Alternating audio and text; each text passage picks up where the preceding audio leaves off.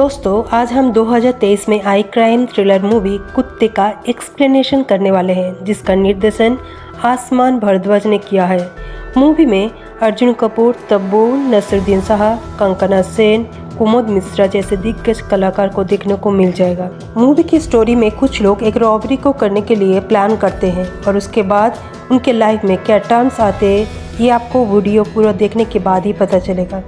इस फिल्म की कहानी शुरू होती है नक्सली समूह की लीडर लक्ष्मी से, जो जेल में इंस्पेक्टर पाजी से एक कहानी सुनाती हुई बताती है कि उसकी लड़ाई सिस्टम से है और उससे जुड़े बुरे लोगों से, जिससे वो लोग आज़ादी चाहते हैं। तभी वहाँ पर पाजी का सीनियर इंस्पेक्टर, जो ऑलरेडी ड्रिंक किया होता है, एक नेता के साथ आता है और लक्ष्मी के साथ रेप करना चाहता है। पाजी उनको रोकने की कोशिश करते हैं, पर इंस्पेक्टर पाजी को ऊपर मार धोर करके बाहर निकाल देता है और लक्ष्मी का शोषण करने लगता है।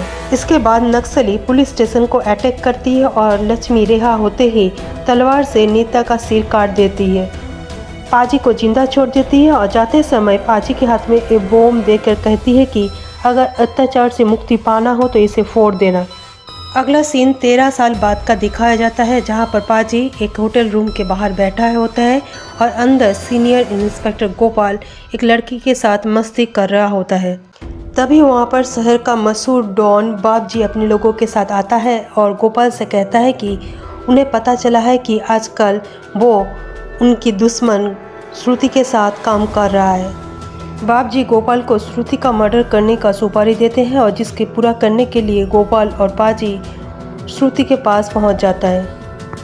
पाजी श्रुति के ऊपर गोली चलाते हैं और गोपाल वहां मौजूद लोगों के ऊपर गोलियों की अंधाधुंध बारिश करते हैं। तभी वहां पर मौजूद एक नाइजीरियन से गोपाल ड्रग्स लेता है। हालांकि पाजी उसे लाख मना करते हैं, लेकिन गोपाल उसकी एक नहीं सुनता और ड्रग्स लेके वहां से निकल जाता है। दोनों के पास ड्रग्स होने के कारण पुलिस चेकिंग पोस्ट में दोनों पकड़े जाते हैं और सीनियर इंस्पेक्टर के पास ले जाया जाते हैं, जहां पर उन्हें पता चलता है कि श्रुति अभी मरा नहीं है, हॉस्पिटल में है और अगर वो कोमा से बाहर आके गवाही दे तो दोनों की नौकरी और जान दोनों ही जा सकती है। तभी पुलिस स्टेशन में मौजूद एक परिचित कांस्टेबल उन्हें बताता है कि ये सबसे उन लोगों को एसीपी पम्मी ही निकाल सकती है। अब दोनों अपना सस्पेंशन को कैंसिल करने के लिए पम्मी के पास पहुंचता है, जो एक वैन में बैठकर ड्रिंक कर रही होती है। दोनों का प्रॉब्लम सुनने के बाद पम्मी मदद के लिए मंजूरी दे देती है और दोनों को लिए 1-1 करोड़ का डिमांड करती है, जो उनके लिए एक बहुत बड़ा रकम होता है। तभी पम्मी को वहाँ पर अपना पुराना दोस्त जग्गी मिल जाता है, जो पहले फोर्स में काम किया करता था। तभी बातों ही बातों में जग्गी सबको बताता है कि अब वो एक प्राइवेट सिक्योरिटी का काम करता है और शहर के बाहर रात को एटीएम में पैसा डालता है। उसके वैन में 4 करोड़ रुपए हैं। वहाँ से निकलने के बाद पाजी गोपाल को पैसे अरेंज करने में मदद करने के लिए बोलता है, लेकिन गोपाल साफ मना कर देता है। तभी उसको पाजी धमकी दे बैठते हैं कि अगर वो फंसा तो गोपाल को भी फंसा देगा। ये सुनते गोपाल गुस्से से लाल बबूला हो जाता है और पाजी को एक थप्पड़ दे देता है। ये सबसे निराश होकर पाजी सुसाइड करने के मन से वही बॉम्ब लेके बैठ जाते जो 13 साल पहले लक्ष्मी ने उन्हें दिया था। दूसरी तरफ गोपाल एक बियर बार में अपने दोस्तों के साथ बैठा होता है और जग्गी का वैन लूटने का प्लान करता है। तय किए गए जगह में जग्गी का वैन आते ही गोपाल जग्गी को शूट कर देता है और गोपाल की टीम और सिक्योरिटी गार्ड के बीच में शूट आउट स्टार्ट हो जाता है, जहां पर लगभग सभी मर जाते हैं। गोपाल किसी तरह वैन को लेके वहां से भाग जाता है। कुछ दूर जाते ही पीछे से एक कार आके गोपाल के वैन को धक्का देती है, जिससे वैन डिसबैलेंस होके एक पेड़ से जाके टकरा जाता है और गोपाल वही बेहोश हो जाता है। तभी कार से लवली और धनीश बाहर आते हैं और ड्राइवर को मार देते हैं। लवली बाबूजी की बेटी है और धनीश बाबूजी के लिए काम करने वाला। अब फ्लैशबैक में दिखाया जाता है कि वो दोनों वहाँ पर किस लिए थे। गोपाल पाजी को थप्पड़ मारने के बाद बाबूजी के पास गया था कुछ हथियार मांगने के लिए। वहाँ पर लवली अपने फ्रेंड के पास रुकने की बात कहती है, जिसके सेफ्टी के लिए बाबूजी लवली के साथ धनीश को भेज देता है। रास्ते में जाते समय पता चलता है कि धनीश और लवली एक दूसरे को बहुत चाहते हैं और बाबूजी के डर से इंडिया छोड़ के कनाडा में जाके बस जाना चाहते हैं, जिसके लिए उन्हें बहुत सारे रुपये की ज़रूरत है। लवली और धनीश वही बियर बार में जा पहुँचता है, जहाँ पर गोपाल अपने दोस्तों के साथ रॉबरी का प्लान बना रहा होता है। सारी बात सुनने के बाद लवली और धनेश तय करते हैं कि गोपाल को लूटकर सारा पैसा लेकर देश छोड़ के भाग जाएंगे। अब लवली और धनेश गोपाल का वैन का पीछा करते हैं और मौका पाते ही उसको वैन को धक्का देते हैं। गोपाल को मरा हुआ समझते हैं और उसका वैन लेके भाग जाते हैं। कुछ दूर जाते ही एक जगह पर जहां पर पम्मी और पाजी ऑलरेडी घात लगाए बैठे थे, वैन को देखते ही गोली मार देते हैं और वैन डिसबैलेंस होकर एक पेड़ से जाकर टकरा जाता है। पम्मी और पाजी वहां पर किस लिए थे ये फ्लैशबैक में जाकर ही पता चलेगा। दरअसल पाजी जब सुसाइड करने ही वाले थे तभी पम्मी का फ़ोन आता है। पम्मी पाजी को बताती है कि वो 3 देसी हथियार बनाने वाले लोगों को पकड़ के रखा है जो उन्हें जानता है।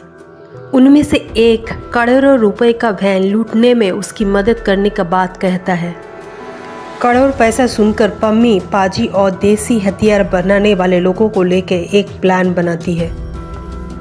अब वैन की ड्राइवर को अपने साथ मिलाने के लिए वो लोग उसके पास जाते हैं, लेकिन पता चलता है कि वो तो छुट्टी में है और दूसरा ड्राइवर नियुक्त किया गया है।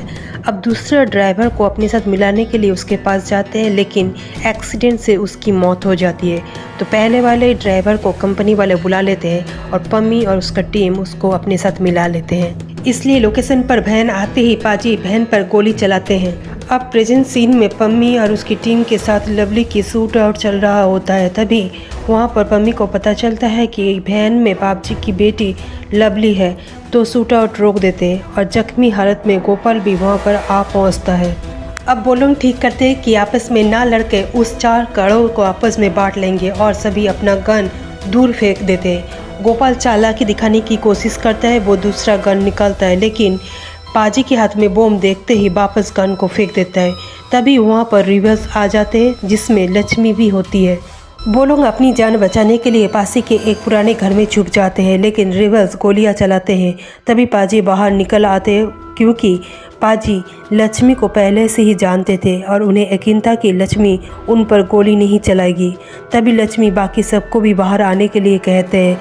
गोपाल इस बार भी चालाकी दिखाता है और रिवर्स के ऊपर गोली चलाने लगता है। इस गोलीबारी में सभी एक दूसरे के ऊपर गोली चलाने लगते हैं और गोपाल पम्मी पर भी गोली चला देता है। सभी मारे जाते हैं, सिर्फ गोपाल बच जाता है और वो वैन में रखा पैसा को छुपा देता है। गोपाल पुलिस को कहानी सुनाता है कि रिवर्स ने उनके ऊपर अटैक किया था जिसमें सभी की मौत हो गई है। अगले सीन में दिखाया जाता है कि गोपाल छुपाए हुए पैसे को निकाल लेता है और ऐश की ज़िंदगी बिता रहा होता है।